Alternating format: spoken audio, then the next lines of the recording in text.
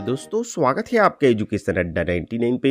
दोस्तों यहाँ पर छत्तीसगढ़ व्यापम के माध्यम से यहाँ पर 2024 में सबसे पहली वैकेंसी यहाँ पर से जारी कर दी गई है। यहाँ पर दोस्तों आप देख पाएंगे प्रयोगशाला सहायक और प्रयोगशाला तकनीशियन का ऑनलाइन आवेदन फॉर्म स्टार्ट कर दिया गया है। तो आज की इस वीडियो में दोस्तों हम जानेंगे इसके लिए आप ऑनलाइन फॉर्म कैसे भर पाएंगे इसके बारे में। आइए थोड़े से इसके पहले थोड़ी सी आपको इस भर्ती की जानकारी दे देते हैं। तो देख पाएंगे दोस्तों इसके लिए ऑनलाइन आवेदन भरने की प्रारंभिक तिथि 12/1/2024 है और इसके लिए ऑनलाइन फॉर्म भरने की अंतिम तिथि 11/2/2024 तक है। इसमें त्रुटि सुधार के लिए आपको अलग से समय दे दिया गया है। 12 से 14 फरवरी तक आप इसमें त्रुटि सुधार कर पाएंगे।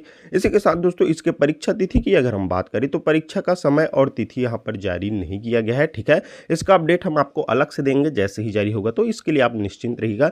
इसके बाद दोस्तों आपको बता दें कि प्रयोगशाला सहायक का यहाँ पर फर्स्ट बैच में यहाँ पर एग्जाम होगा और प्रयोगशाला तकनीशियन का सेकेंड बैच में आपका एग्जाम होने वाला है। तो इस प्रकार से इन दोनों का एक ही दिन आपका एग्जाम डेट आ सकता है। ठीक है, और इसी के साथ दोस्तों इसके लिए अगर हम बात करें तो आप प्रयोगशाला सहायक के लिए फॉर्म भरना चाहेंगे तो आपको 12वीं पास होना चाहिए, और अगर आप प्रयोगशाला तकनीशियन के लिए फॉर्म भरना चाहते हैं तो आपका स्नातक आपका ग्रेजुएशन कंप्लीट होना चाहिए। ठीक है, तो चलिए दोस्तों इस वीडियो के माध्यम से हम जानते हैं इसका ऑनलाइन फॉर्म आप कैसे भर पाएंगे इसके बारे में। तो इसका ऑनलाइन फॉर्म भरने के लिए दोस्तों सबसे पहले तो आपको अपना मोबाइल का कोई सा भी एक ब्राउजर या फिर कंप्यूटर का कोई सा भी एक ब्राउजर ओपन कर लेना है। इसके बाद दोस्तों सर्च बार में आपको सीजी व्यापम सर्च कर लेना है। जैसे दोस्तों आप सीजी व्यापम सर्च करेंगे देखेंगे यहाँ पर व्यापम लिखा हुआ आ जाता है, तो सिंपली से आपको इसी में क्लिक कर लेना है। अब जैसे ही दोस्तों आप इसमें क्लिक करते हैं देखेंगे यहाँ पर व्यापम का ऑफिशियल वेबसाइट ओपन होकर आ जाता है। अब दोस्तों आप नीचे आएंगे तो यहाँ पास आपको देखने के लिए मिलेगा प्रयोगशाला सहायक और प्रयोगशाला तकनीशियन के लिए यहाँ पर एडवर्टाइजमेंट जारी कर दिया गया है। अब दोस्तों इसका ऑनलाइन फॉर्म भरना चाहते हैं तो यहां पास आपको रेड कलर में देखने के लिए मिल जाएगा ऑनलाइन एप्लीकेशंस का एक ऑप्शन। ठीक है, तो सिंपली से आपको इसी में क्लिक कर लेना है। अब जैसे ही दोस्तों आप इसमें क्लिक करेंगे देखेंगे इस प्रकार से यहां पर ऑप्शंस ओपन होकर आ जाता है। यहाँ से दोस्तों इसके संबंध में आपको देखने के लिए मिल जाएगा प्रयोगशाला सहायक और तकनीशियन की जानकारी। तो सिंपली से दोस्तों आपको इसी में क्लिक कर लेना है। अब जैसे दोस्तों आप इसमें क्लिक करेंगे देखेंगे इस प्रकार से यहाँ पर इसके संबंध में कंप्लीट यहाँ पर न्यूज़पेपर एडवर्टाइजमेंट यहाँ से आप देख सकते हैं, इसका विज्ञापन यहाँ से आप देख सकते हैं, परीक्षा निर्देश भी देख सकते हैं। साथ ही साथ इसमें प्रयोगशाला सहायक का सिलेबस किस प्रकार से रहेगा और प्रयोगशाला यहाँ पर तकनीशियन का सिलेबस कैसे रहेगा यहाँ से आप डाउनलोड कर सकते हैं। या फिर दोस्तों हम ये सभी डिटेल्स आपको अपने टेलीग्राम ग्रुप में प्रोवाइड कर देंगे जिसका लिंक डिस्क्रिप्शन में है, आप वहां से आसानी से प्राप्त कर सकते हैं। ठीक है, अब दोस्तों इसका ऑनलाइन फॉर्म अगर आप भरना चाहते हैं तो देख पाएंगे यहाँ पास ऑनलाइन एप्लीकेशन फॉर्म का ऑप्शन 8वें नंबर पे दिया गया है सबसे नीचे में, तो सिंपली से आपको इसी में क्लिक कर लेना है। अब जैसे दोस्तों आप यहाँ पास क्लिक करते हैं देखेंगे इस प्रकार से यहाँ पास यूजर लॉगिन वाला पेज ओपन होकर आ जाता है। अब दोस्तों आपको बताना चाहेंगे कि अगर आप छत्तीसगढ़ व्यापम में पहले से रजिस्टर है, कोई सा भी एक फॉर्म भर चुके हैं, आपके पास यहाँ पर अपना रजिस्ट्रेशन नंबर या मोबाइल नंबर या फिर पासवर्ड उपलब्ध है तो आप उससे इसका फॉर्म भर सकते हैं। लेकिन दोस्तों आपने एक बार भी यहाँ पास इसमें रजिस्ट्रेशन नहीं किए होंगे तो आपको क्या करना होगा, यहाँ पास न्यू रजिस्ट्रेशन आपको करना होगा। तो दोस्तों चलिए सबसे पहले हम आपको न्यू रजिस्ट्रेशन करके बताते हैं, और जिनका रजिस्ट्रेशन हो गया है दोस्तों वो लॉगिन करके आगे का फॉर्म फिल कर सकते हैं। ये भी हम लॉगिन करके आपको आगे का फॉर्म बताएंगे। ठीक है, तो रजिस्ट्रेशन करने के लिए आपको क्या करना होगा, सिंपली से न्यू रजिस्ट्रेशन के ऑप्शन पे आपको क्लिक कर लेना होगा। अब जैसे दोस्तों आप इसमें क्लिक करते हैं देखेंगे इस प्रकार से कैंडिडेट इनरोलमेंट फॉर्म का ऑप्शन ओपन होकर आ जाता है। अब दोस्तों सबसे पहले क्या करना है, आपको यहाँ पास आपको अपना मोबाइल नंबर डाल देना है। इसके बाद दोस्तों यहाँ पास आपको अपना फर्स्ट नेम, मिडिल नेम और लास्ट नेम डाल देना है। ठीक है, ये आप अपने मार्कशीट के अनुसार डालिएगा जैसे आपके 10th के मार्कशीट में दिया गया है। अगर आपके मार्कशीट में ओनली फर्स्ट नेम दिया गया है तो ओनली आप फर्स्ट नेम डाल सकते हैं, यहाँ पर सेकंड और लास्ट नेम आप छोड़ सकते हैं। ठीक है, इसमें आपको किसी भी प्रकार से कोई दिक्कत नहीं होगी।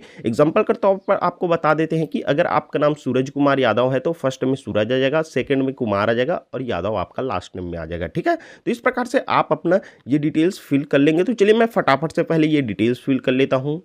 तो इस प्रकार से दोस्तों आप अपना मोबाइल नंबर और नाम वगैरह एंटर कर लेते हैं। इसके बाद दोस्तों सिंपली से आपको यहाँ पास गेट ओटीपी के ऑप्शन पे क्लिक कर लेना है। अब जैसे ही दोस्तों आप गेट ओटीपी के ऑप्शन पे क्लिक करते हैं थोड़ी देर आपको वेट कर लेना है। ठीक है, इसके बाद दोस्तों आपने जो मोबाइल नंबर डाला है उसमें एक ओटीपी भेज दिया जाता है 4 डिजिट का। उस ओटीपी को आपको सिंपली से इस वाले बॉक्स में इंटर कर देना है। अब जैसे ही दोस्तों आप वो ओटीपी इंटर करते हैं इसके बाद सिंपली से दोस्तों आपको सबमिट वाले ऑप्शन पे क्लिक कर देना है।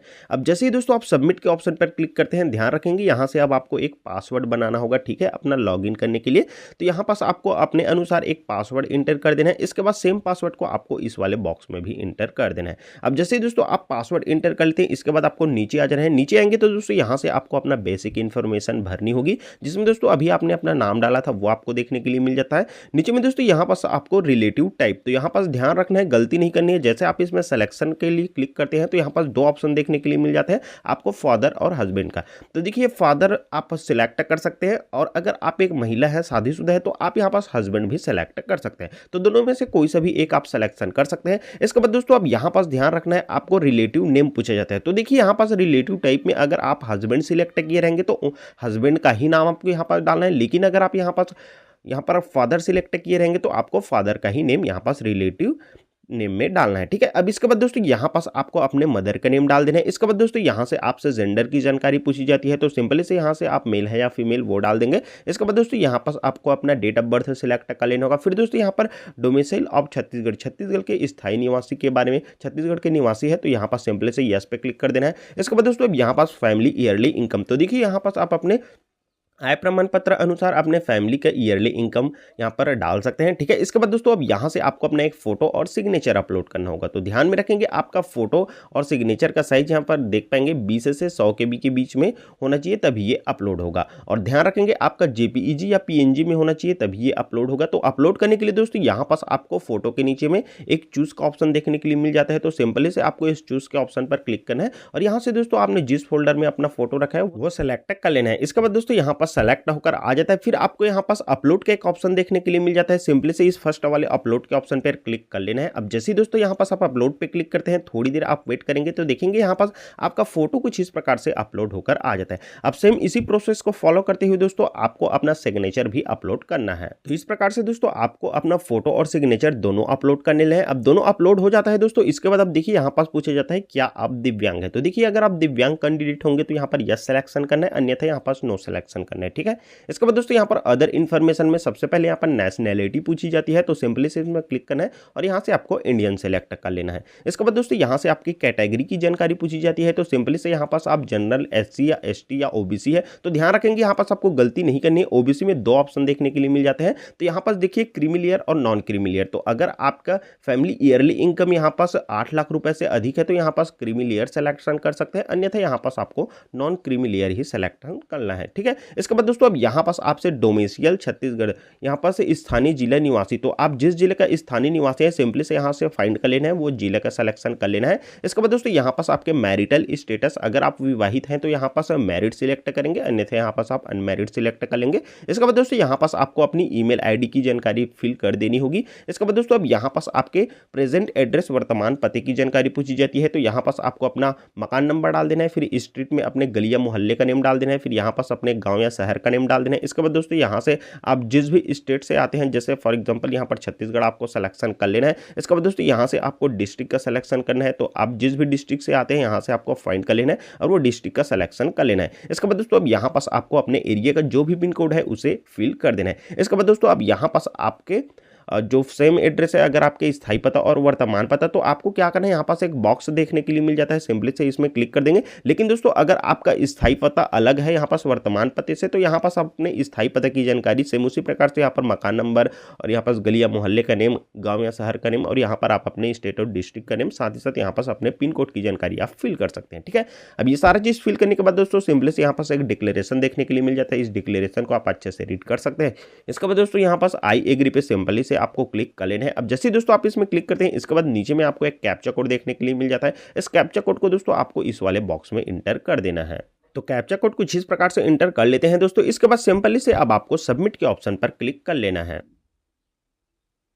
सबमिट के ऑप्शन पर क्लिक करते ही दोस्तों इस प्रकार से आपका रजिस्ट्रेशन सक्सेसफुल हो जाता है, और यहाँ पास आपको अपना enrolment number, candidate name, relative name और मोबाइल नंबर और डेट ऑफ बर्थ सारा चीज़ देखने के लिए मिल जाता है, ठीक है। तो इस पेज को दोस्तों आपको स्क्रीनशॉट लेकर रख लेना है अगर मोबाइल से फॉर्म भर रहे हैं तो, या फिर दोस्तों इसे आप PDF में सेव कर रख सकते हैं, ठीक है। इसके बाद दोस्तों अब आपको आगे का फॉर्म अप्लाई करने के लिए सिंपली से यहाँ पर go to user login panel के ऑप्शन पर क्लिक कर लेना है। इसके बाद दोस्तों कुछ इस प्रकार से आप लॉगिन वाले पेज में रीडायरेक्ट हो जाते हैं, ठीक है। अब दोस्तों आपको आगे का फॉर्म अप्लाई करने के लिए सिंपली से अभी आपने जो रजिस्ट्रेशन किया है जिस मोबाइल नंबर से, उस मोबाइल नंबर को इस वाले बॉक्स में डाल देना है। इसके बाद दोस्तों अभी आपने जो पासवर्ड बनाया है उस पासवर्ड को इस वाले बॉक्स में डाल देना है। और दोस्तों पहले से रजिस्टर्ड है और आपको अपना पासवर्ड पता ना हो तो यहाँ से फॉरगेट पासवर्ड पर डालकर जाकर आप अपने मोबाइल नंबर डालकर अपना पासवर्ड भी रिकवर कर सकते हैं। ठीक है, अब दोस्तों फटाफट से आपको अपना मोबाइल नंबर और पासवर्ड इसमें इंटर कर लेना है। अब जैसे ही दोस्तों आप अपना मोबाइल नंबर और पासवर्ड दोनों इंटर कर लेते हैं, इसके बाद दोस्तों सिंपली से अब आपको लॉगिन के ऑप्शन पर क्लिक कर लेना है। अब जैसे ही दोस्तों आप लॉगिन के ऑप्शन पे क्लिक करते हैं, देखेंगे इस प्रकार से आपके सामने एक न्यू पेज ओपन होकर आ जाता है। अब यहीं से दोस्तों आपको अपना ऑनलाइन फॉर्म अप्लाई करना होगा।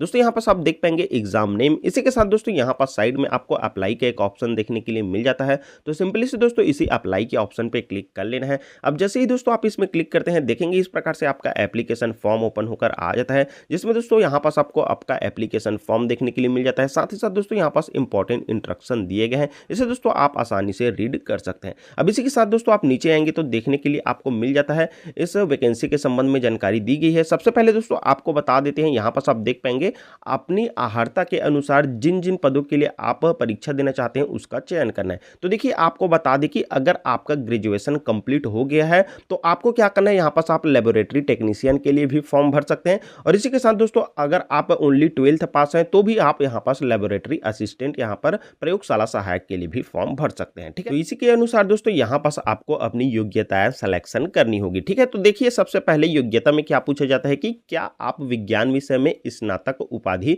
विज्ञान में किसी भी मुख्य विषय के साथ सहित उत्तीर्ण है। जैसे यहाँ पर विषय की जानकारी दी गई है, भौतिक या रसायन या फिर आपका वनस्पति या फिर आपका प्राणी शास्त्र या फिर फॉरेंसिक साइंस या फिर बायोटेक्नोलॉजी, इनमें से किसी में भी सब्जेक्ट में आपका स्नातक कंप्लीट है। तो आपको क्या करना है, सिंपली से यहाँ पास आप यस के ऑप्शन पर क्लिक कर देंगे। ठीक है, और दोस्तों आपका स्नातक कंप्लीट नहीं हुआ है इन विषयों में तो आपको सिंपली से यहाँ पर नो के ऑप्शन पे क्लिक कर देना है। ठीक है, इसके बाद दोस्तों यहाँ पास पूछा जाता है कि क्या आप विज्ञान विषय में उच्चतर माध्यमिक परीक्षा उत्तीर्ण है, मतलब कि आपका 12वीं उत्तीर्ण है विज्ञान विषय के साथ, तो आपको क्या करना है, सिंपली से यहाँ पास यस के ऑप्शन पे क्लिक कर देना है। ठीक है, अब देखिए आप दोनों के लिए यहाँ पर यस के ऑप्शन पर क्लिक करते हैं तो आपका स्नातक भी कंप्लीट है तो आप इसमें अप्लाई कर सकते हैं, और आपका 12th कंप्लीट है तो आप दोनों में अप्लाई कर सकते हैं। ठीक है, तो दोनों की योग्यता है तो दोनों आपको सिलेक्शन कर लेना है। लेकिन आप ओनली 12वीं पास है तो आपको क्या करना है, ओनली यहाँ पर लेबोरेटरी असिस्टेंट ही सिलेक्शन करना है। ठीक है, अब इसके बाद दोस्तों आपको क्या करना है, सिंपली से यहाँ पास सबमिट के ऑप्शन पे क्लिक कर देना है। अब जैसे ही दोस्तों आप सबमिट के ऑप्शन पे क्लिक करते हैं, थोड़ी देर आपको वेट कर लेना है।